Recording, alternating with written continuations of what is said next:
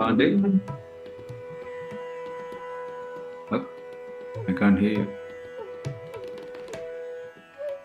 Probably because I was on mute. Okay. All right. We have. Yeah, I'm just changing this to multi-speaker. Oh, multi-speaker view activates for 5.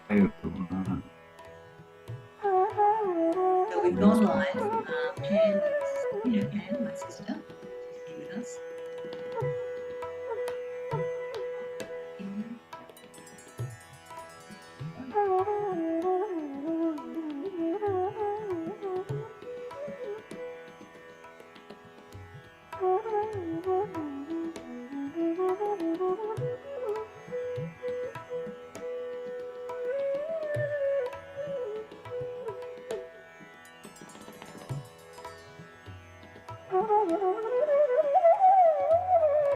So, Auntie, you're not live yet, are you?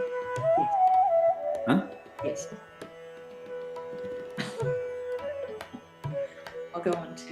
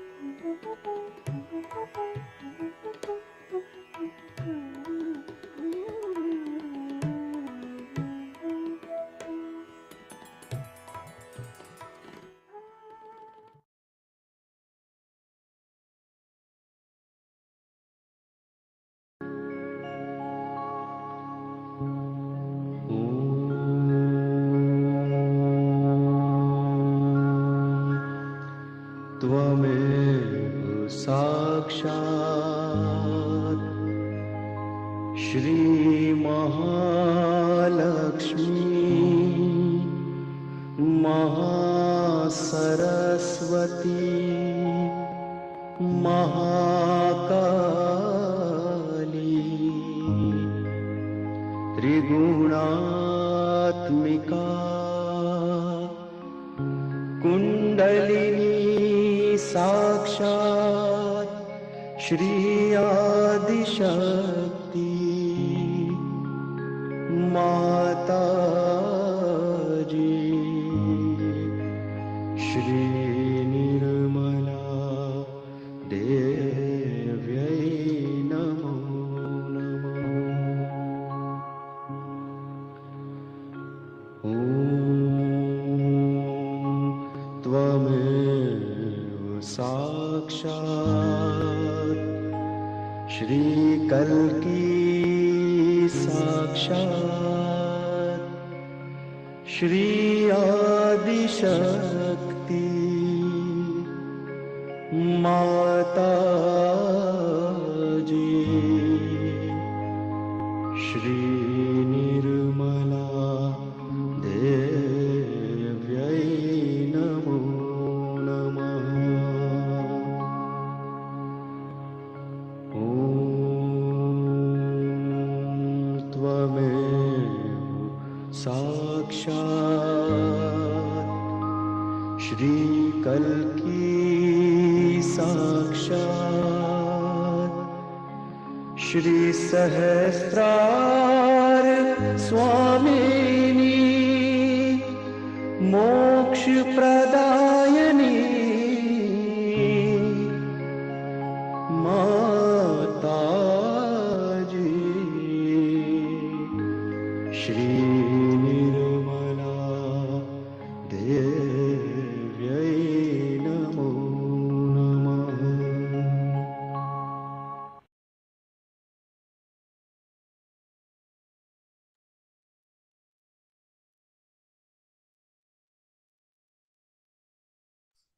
I almost did it right. Just unmuted myself now.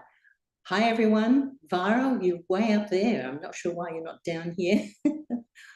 Because I had to wear this jumper, so I stayed in Canberra. Yes. Well, welcome, everyone. Looking forward to a lovely meditation with you all. Vara, we've got a lovely talk from Adelaide. What year is it? I knew what it was. Anyway, Adelaide, sometime ago, 83, I think it is. It's about an 18-minute, but it's very good. Shri Mataji really explains what is self-realization and what's the meaning of life, far better than I can explain it. So I thought we might play that to get everyone in the mood of what is self-realization. And then the excerpt, well, it's quite a long excerpt, comes to the point where she's about to talk about that first energy center. So last week, Bara, you were talking about the second and third energy centers, and Second mainly. yeah, and so I thought we'd like backtrack a bit and talk about that first energy center being quite Australia specific. So we'll also go through the realization process, but I quite like that idea where you played the video first and then did the realization at the end. Do you want to do that again today? Yeah, sounds good. All right, so it's quite a good explanation of our evolution and, you know, why we're getting our self-realization and how we're evolving. So if no one has any questions or anything they want to cover before we get started, maybe we can share that talk just now. What do you think? Yeah, sounds good. Last time what we did was before we played the speech, we sort of talked about some of the terms Shri Mataji uses and so on. So perhaps what we could do is we can listen to the talk, yeah, and then probably talk about our understanding of it. Because usually there is no need to explain what Shri Mataji is explaining, but she does it so well. But what I found is often it helps for us to talk about how those concepts that she talks are relevant in our normal lives. Yeah. Yeah, We could do that if we have time. Let's see. yeah. One of the terms is seekers. In fact, the excerpt named seekers, and that's it's an interesting term that us who are getting our self-realization and trying to evolve ourselves beyond our thinking brain, Shri Mataji calls us seekers. So what did you understand by that, Vara? I think when, for us to be able to think about higher things like art and music and love and identity and these things, the tummy has to be full first. Like you can't be thinking about higher things when you're hungry. I think, Have you had and your... I think it started probably the seeking of food was what started the man in the beginning when things were not easy to be cooked on barbecues. You had to all you spent time about was seeking food, and I think as the evolution grow, we that part was sorted. Some people get more or less nowadays.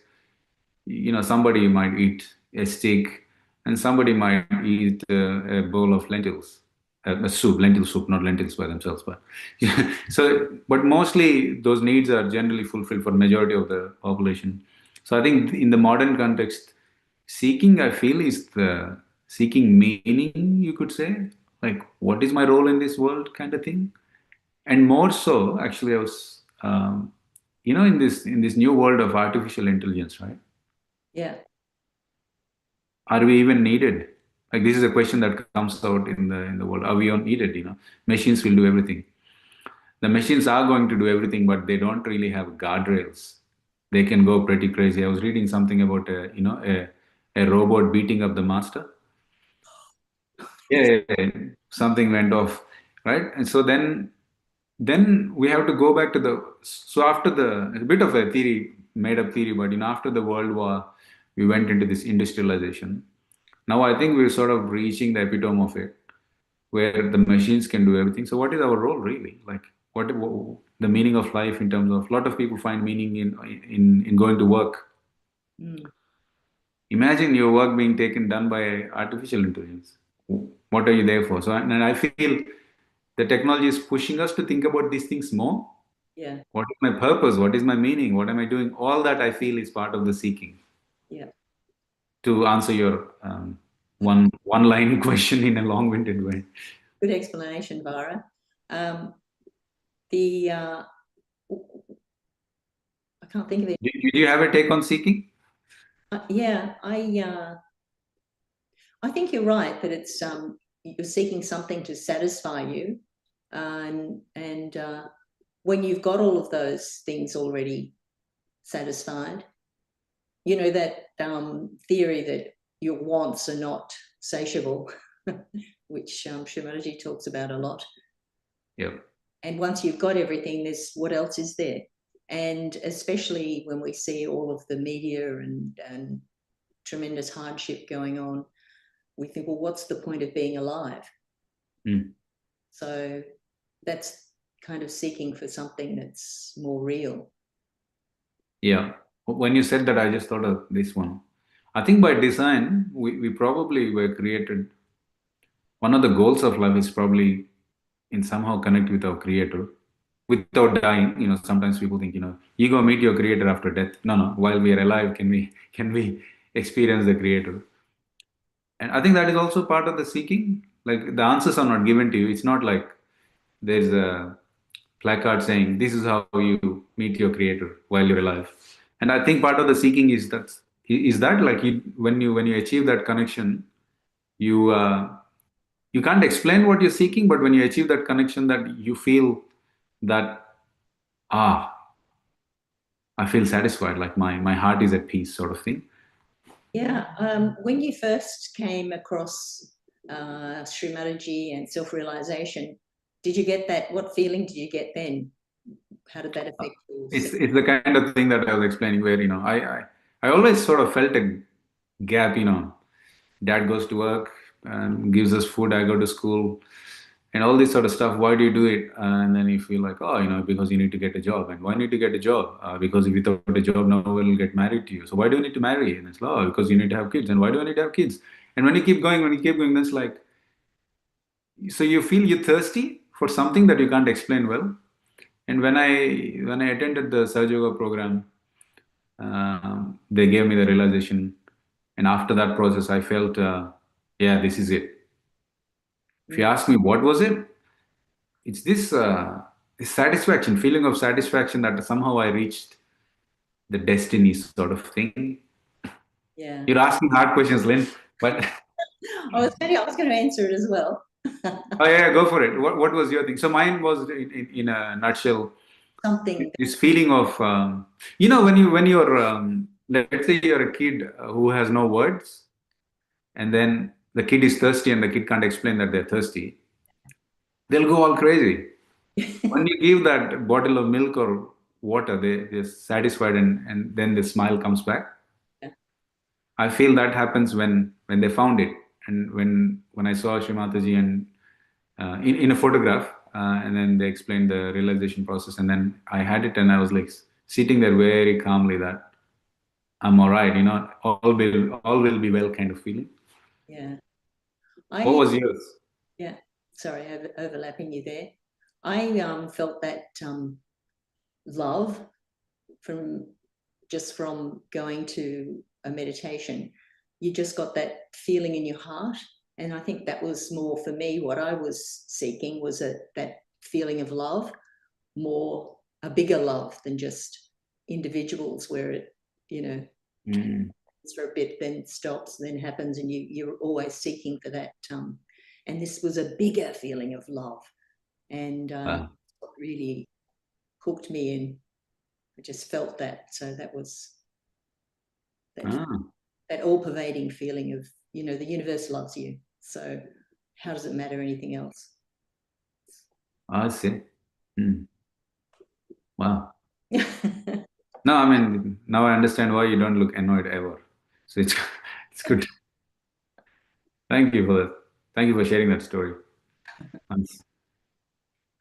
Let's feel some of that meditation. We'll listen to the talk, do you think, now? And yeah, let's go for it. Yep. We'll go into a couple of meditations after the talk. So we probably can tell everyone to put their hands on the lap with palms open. Yeah, because your meditation actually starts once you start watching this video. It's interesting. So yeah, let's have our hands on our lap, palms open, and shoes are off, of course. You're probably in the house, so you wouldn't have your shoes on. So feet nicely firm on the earth. So we're feeling the elements connected to the earth. And, that meditative state where our Kundalini just rises up and takes us into meditation. It might just happen while you're watching the video. And then we'll at the end. Anything else you wanted to add, Vara? I mean, you sounded like you're telling people that they have to sit on the earth, but they can sit on the chair as well, yeah? Yeah. Yes. Chair, earth, wherever. I'm on a chair. All right, let's start. All right, I'll just share that video for everyone.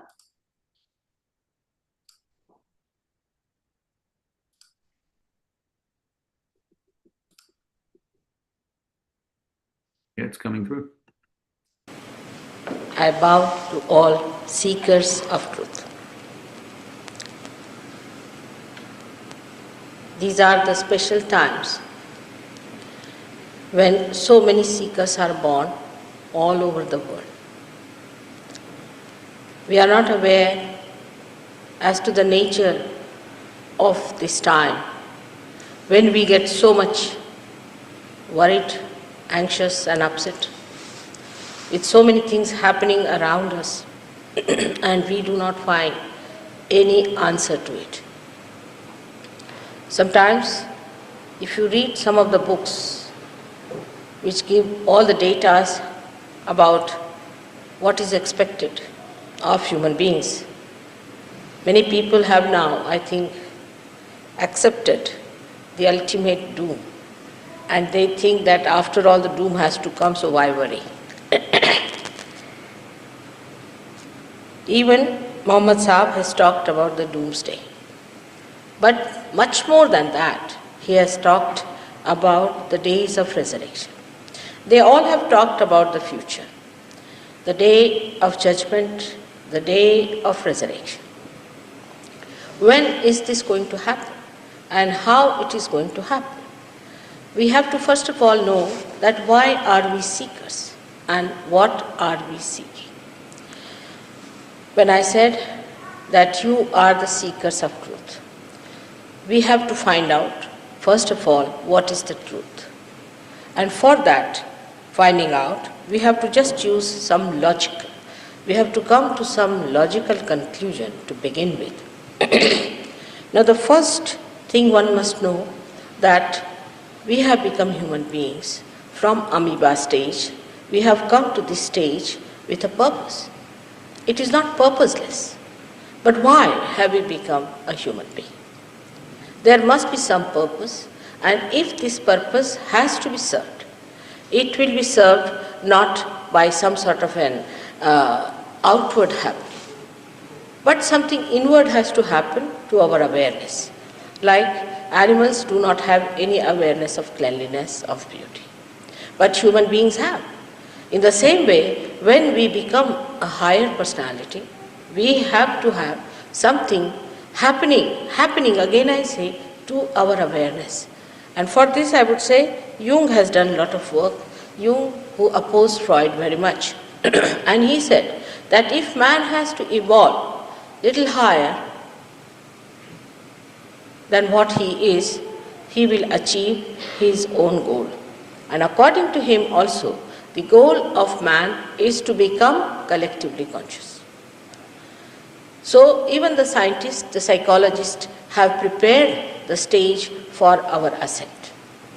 Even Darwin, who did not believe in God, but he did say that if man has come so far, he has to go still further somewhere at his destination. Even he would not accept a situation or a proposition in which one has to say that there is no purpose of nature in creating human beings. The second conclusion we have to come to very logically, understandingly, is that the process of evolution has been done by the living force of life. It's not done by something which is dead. Like supposing we read the book, it's all dead work. Or if we stand on our heads or do any such things, we don't create any living thing. Living thing can be understood from, living process can be understood from a living thing. Like if you have got a seed and it looks like a dead thing, but you put it in the Mother Earth, then it starts sprouting by itself, spontaneously. How it happens, why it happens, you can't explain, but it does. You see for yourself that it happens. And that kind of a living force has worked out your evolution without your knowledge. But now, in your knowledge, it has to happen. That's the only difference between the evolutionary process so far and further.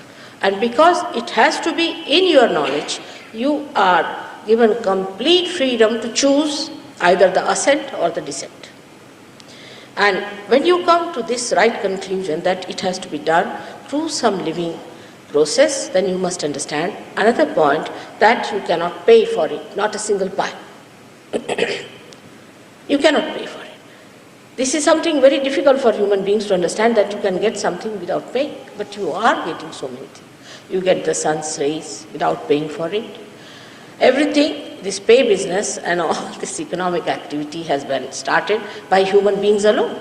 It's not done by God, or perhaps God never understands money at all, but it's all done by human beings. And also they want to bring in God into the same pattern and say that you can sell God. You cannot organize God and you cannot sell God. So another conclusion we have to reach, that we cannot purchase God or His divine power. This has to be brought to us spontaneously. Means that we cannot sort of work it out ourselves. It's some sort of a grace, or we can say a force that has to work it, and when that grace works it out, we can become a higher personality, as we have become higher personality so far. Now this grace about which people have talked, that there is an all-pervading power everywhere, And this all-pervading power is doing every living work. Like, again I said, that the living process where we see a flower becoming a fruit. Thousands and thousands flowers we see are becoming fruits. How do they become? They become spontaneously. But how? A flower just becomes a fruit, we take it for granted. Now the thing is, this all-pervading power is everywhere. And that pervading power does this living job everywhere. Not only that it makes a flower into a fruit, but also it decides which flower has to become what fruit. It decides, it coordinates, it organizes, and it loves. So this power we have to feel. We never feel it. We see only nothing but the breeze blowing, but we don't see any power being existing in this atmosphere. The reason is this power is subtler for our feelings. We cannot feel it. It's the frequency of this power, we cannot feel it. So how are we to feel this power? Is the first question should come logically into our head. There must be something more must happen to us. We have to become subtler personality to feel that power. Now this becoming is the knowledge of the roots, is not the knowledge of the tree. Whatever we have achieved through our mental projections or all discoveries and everything we have done about nature is, we have put them in the books, and all that is nothing but the knowledge of the tree. But this tree is sustained by the roots. And these roots are sustaining this great tree which is growing. But if this tree doesn't look after its roots, a day will come that it is going to be destroyed. And that's why people are frightened that this creation is going to be destroyed now. It's just on the verge of destruction. Even the human beings who are the epitome of great evolution have done nothing. In totality, if you see, the science has advanced more towards destruction than towards construction. It has constructed few things, all right, but in a whole way, supposing you construct the whole house very beautifully, make everything beautifully and decorate it nicely, and then you put a big bomb underneath it. That's what we have done out of science. We have created all these nice things, and then we have got this hydrogen bomb, this bomb, that bomb planted on all the sides, that if a button is pressed, the whole thing can collapse, whatever we have created with such difficulty. So look at the stupidity of our endeavor, our enterprise, the way we have worked it out, that in totality we are just facing our own destruction through our own mental projection. So the other thing that has to happen to us in our realization is that we find out a method by which we understand the constructive side of life. Anything done without the spirit in it, without God's grace in it, leads you to destruction. Even the elements can get upset with such a society and can start destroying such societies. But if the elements do not take over, it is only the same societies which are trying to elevate the society to higher level, themselves turn back upon themselves and start destroying them. Because there are no moorings for us, there are no roots. Because this kite which is flying has lost its attachments. The attachment has to be to the spirit. Shri Krishna has said that yoga kshema vahamyaham, that you get your yoga, means union with the divine. Once you get union with the divine, then I look after your kshema, means I look after your well-being, is said by Shri Krishna. But he doesn't say that first I will look after your kshema and then you get your yoga. It's the other way now. You have to take to your yoga. Now the right conclusion about yoga, we should find out what is yoga. Now many people think that doing hatha yoga, which is just a little bit of standing on your head business, is yoga. It is not. It's very commonly said, I am doing my yoga. I mean, you can't do yoga. You have to be in yoga. Yoga means union with the divine. And this happens to you. It just happens to you, by which you become connected with your spirit. What Christ has said is the rebirth. You are to be born again. But human beings are so much deceptive to themselves. They deceive themselves so much that I have known people that when I went to America, I told them that you are to be born again and all that. After that, some of them started an organization calling Born Again. And they just self-certify themselves that we are born again. But I mean, how can you certify yourself as born again when you haven't got the qualities, the capacities and the powers of a twice born personality? Now, we have to understand also that if it is going to be a new birth, a transformation must take place within us. We must have a transformation. But you'll find that all efforts people have put in of conditioning, giving puritanical ideas and doing all sorts of things, it has not been able to give people to transform themselves. It has not led to any transformation. On the contrary, there are addictions to all kinds of habits, addiction to all kinds of thoughts, and also enslavement to all sorts of conditioning has not at all vanished. In some way or other, they get, if they are communist, they become capitalist. If they are capitalist, they become communist. You see, from one to another, you are going into some sort of an ism.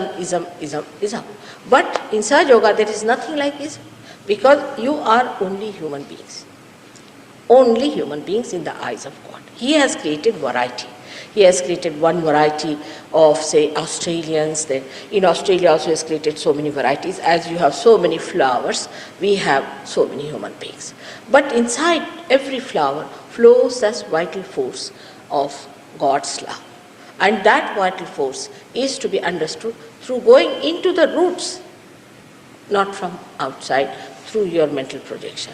Actually, through your mental projection, how far can you go? Because it's a limited brain that you are using to understand a problem. But you have to go to the unlimited. If it is so, something has to trigger it. Your ascent into that space where it is unlimited.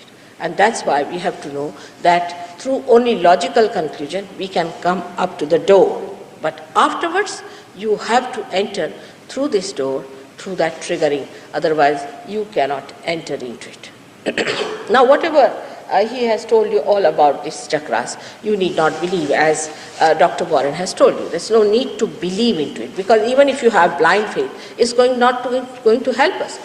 But as a scientist, you must keep your mind open, and you must accept this as a hypothesis placed before you. Now, this hypothesis, if it is proved right, you have to accept it as a law, the divine law. Now, this hypothesis is that you have got all these 7 centers within you, and you have got the power called as the Kundalini placed in the triangular bone.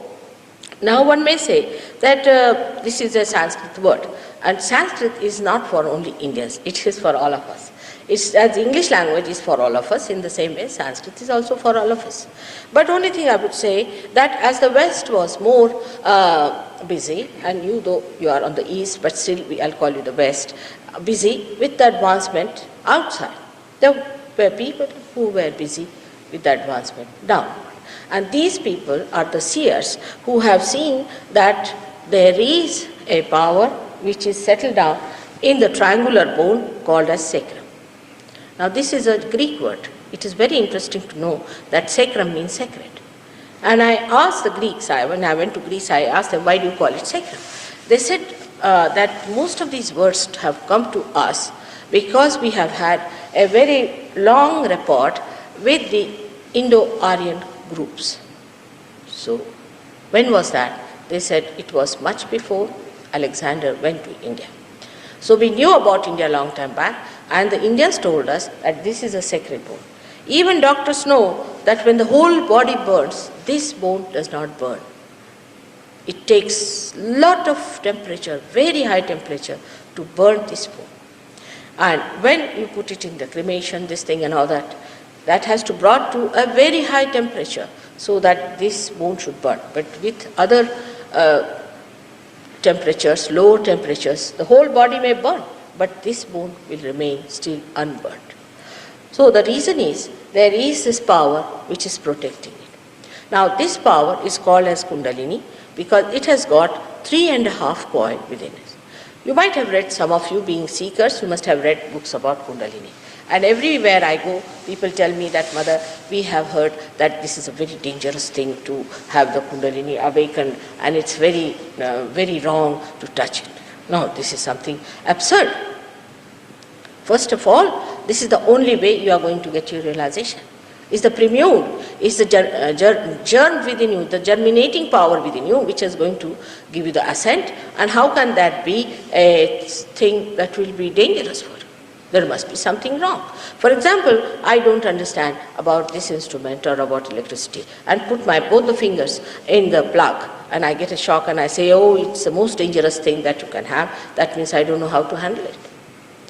But Kundalini, when she is said to be troubling people, it is never the Kundalini, but this first center of innocence, which gets into annoyance. And when it gets into annoyance, it sends a lot of heat in the body, and that heat is felt in the body by so many people. When people who have no authority from God Almighty, we can say, those who are not holy people, those who are making money in the name of God, those who are people with very bad characters, who have no possibility of even taking the name of God, such people, when they try these tricks, it happens to you that you feel that tremendous heat in the body. One must know that heat is not a sign of spirituality.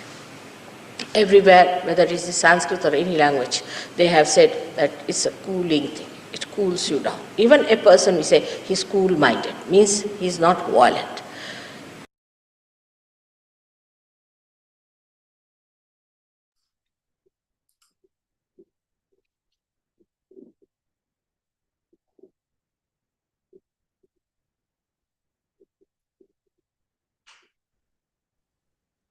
So that was very interesting to hear Shri Mataji talking in 1983, something very relevant to today. And what might be nice is if we get everyone into the first meditation, where we give those who are here for the first time or tuning in via YouTube the realization, so we're all together, and then we'll go through and deepen that after that meditation. So Vara, would you like to take us through the realization? Yeah, sounds good. Let me share a screen. Now we have to cater to the non-physical, face-to-face programs like this. It's a bit, so I'm going to share a screen with you all. It'll have. Let me share it first and explain. Just sitting, everyone's sitting nice and comfortable. Palms are open on your lap.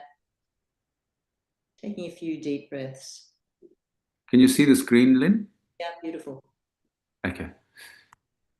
So these are the 9 steps we'll go through. So before we go through, we have our, once again, you don't have to sit on the floor. You can sit on the chair. So both your palms on the lap or on your knees if you're sitting straight. So we'll go through these 9 steps. As we go through these 9 steps, I will say, for example, let's put our right hand on the heart, below the heart, which is step number 2, and then where the leg meets the stomach, and then a little bit above, and then heart, and then on the neck, and then on the forehead, and the back side of the forehead, and then top of the head. I'll say which step we are on, but if you can, as much as possible, please keep your eyes closed to do this. I'm only putting this here to make sure that you don't worry about whether your hand is at the right place or not. So with each of these steps, I will say what we call an affirmation, which are eternal truths. In some ways, they're obvious, but not at the same time. So we put both our hands on the lap. Take nice deep breaths. I expect you to do the same, Lynn. Definitely. All right. It's very nice. And then both hands on the lap. Keep our eyes closed.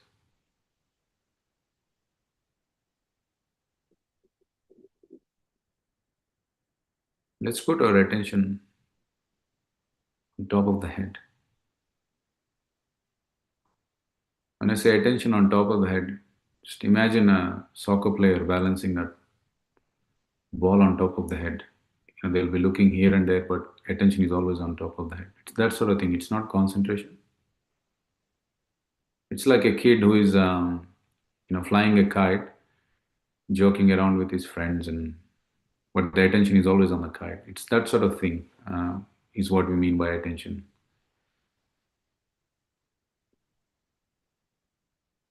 You can take a few deep breaths.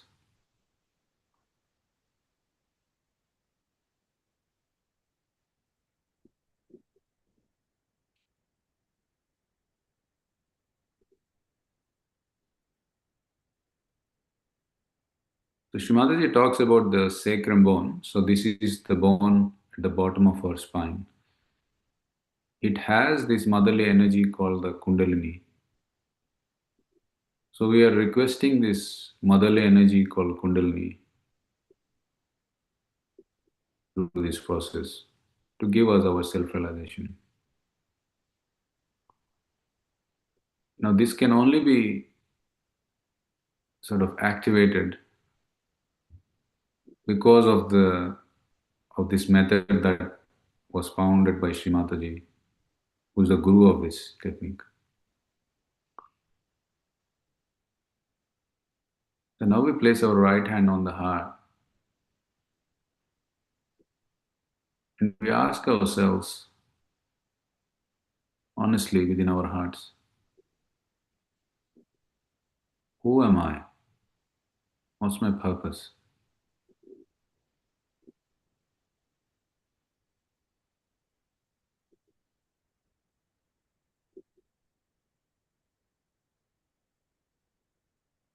Ask this question several times in your heart. Who am I? What is my purpose?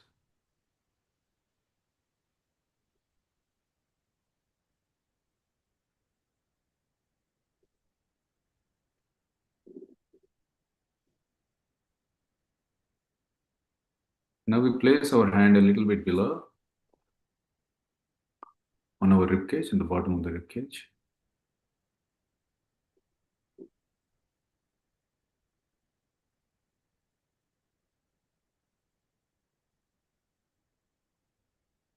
And we ask ourselves this another fundamental question.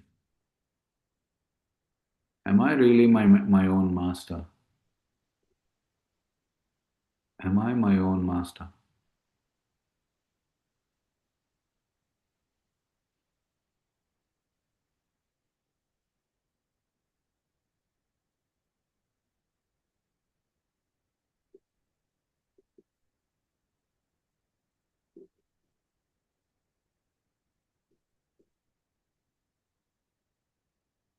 Am I my own master?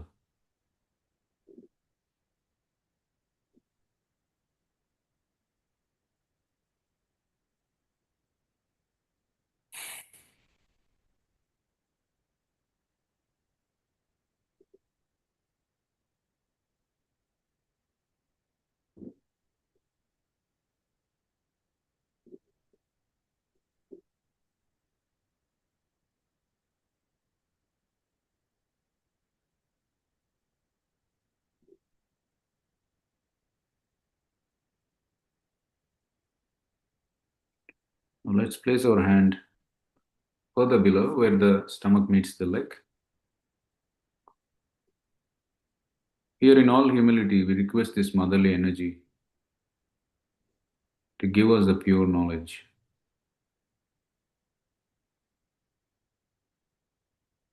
A knowledge that is very fundamental,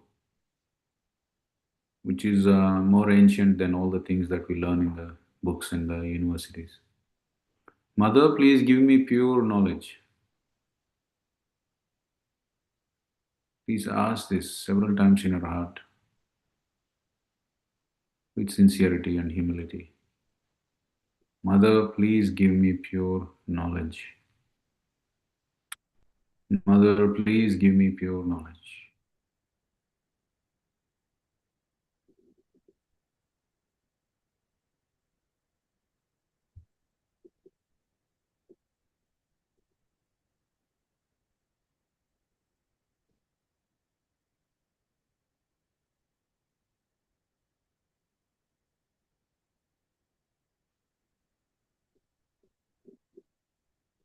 We'll place our hand back on the below the ribcage on the left side of the stomach.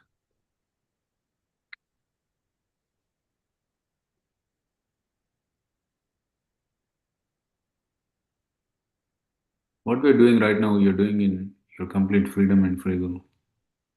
So you affirm, Mother, I am my own master. Mother, I am my own master.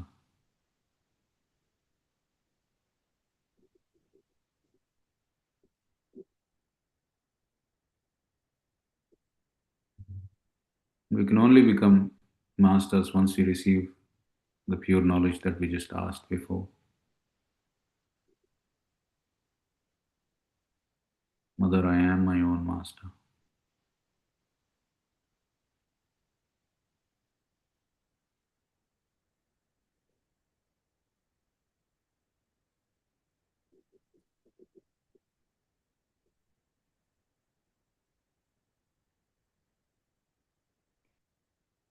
Place your right hand on the heart. In response to our previous question on the same point where we asked who we are, the answer is we are the pure spirit.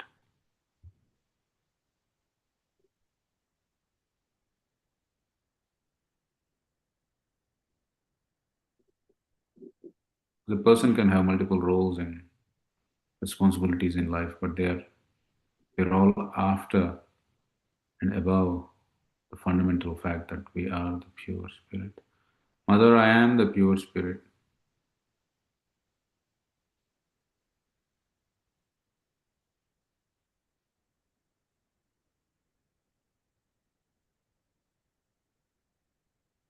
Spirit is also referred to as the reflection of God Almighty, and it resides in our heart. Let's just remember that and say a few times, Mother, I am the pure spirit. Mother, I am the pure spirit.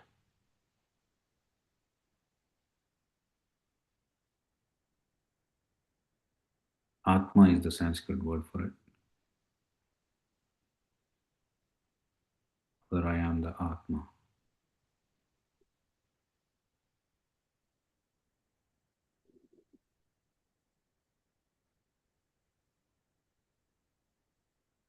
We place our right hand on the left side of the neck. We are on step number 6. Move our head towards our right shoulder a little bit. And here we say, Mother, I am not guilty. Mother, I am not guilty.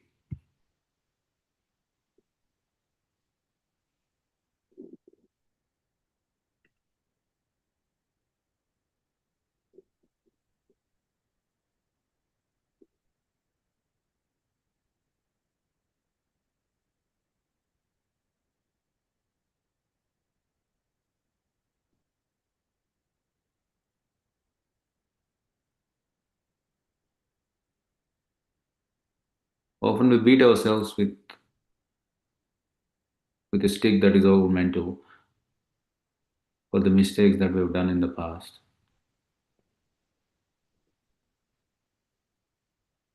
which really creates quite a bit of load in physically as well as in our spirit and brings us down. So we relieve ourselves from that guilt by saying, Mother, I am not guilty at all. We are not saying we shouldn't learn from the past mistakes, but we cannot let those past mistakes over our spirit all the time. Mother, I am not guilty.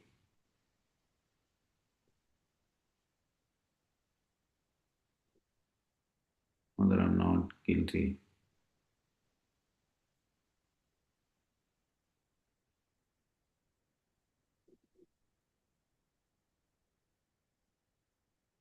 place our center of our right palm on the forehead, as in step number 7.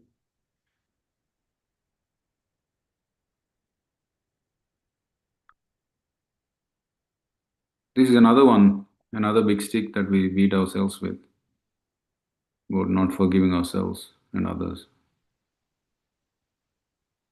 So we give back the control to our spirit by saying, Mother, I forgive everyone, including myself. Please say this from the bottom of your heart sincerely. You don't really have to make a laundry list of all the people, but rather say this unconditionally. Mother, I am not guilty. Mother, I forgive everyone, including myself. Mother, I forgive everyone, including myself.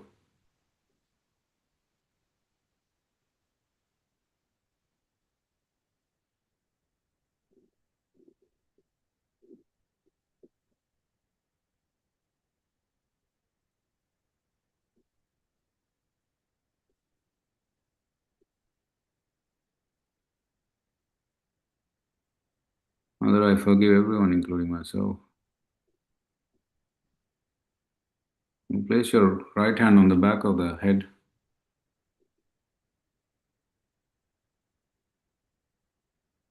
And in all humility, we ask, Mother, please forgive me for all the mistakes from my past.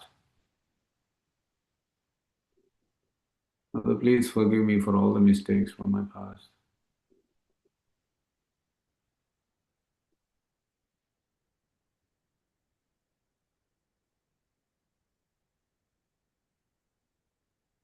And we place our right hand on top of the head. And here we ask, Mother, please give me my self-realization.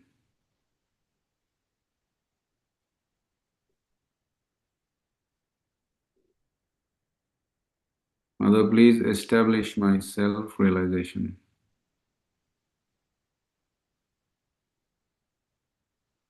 In Sanskrit, it's called Atma Sakshatkar, which means the manifestation of the spirit.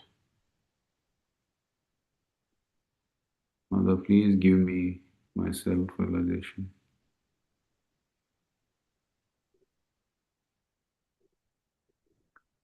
Once your attention is settled on top of the head, you can bring your hand back to the lap.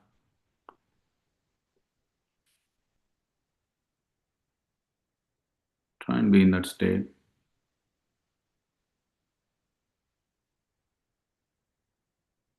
And listen to the music that will play in a little bit.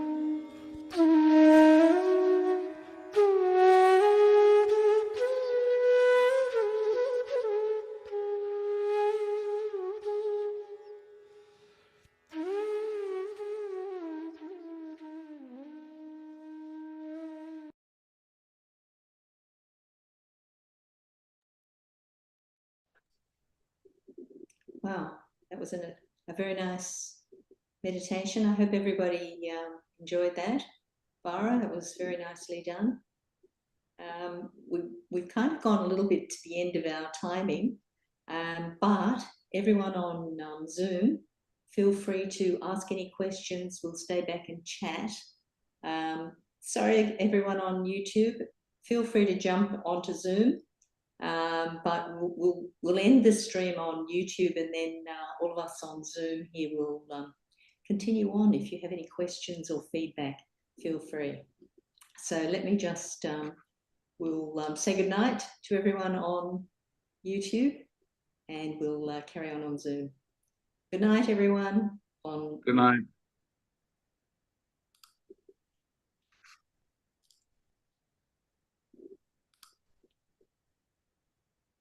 Okay.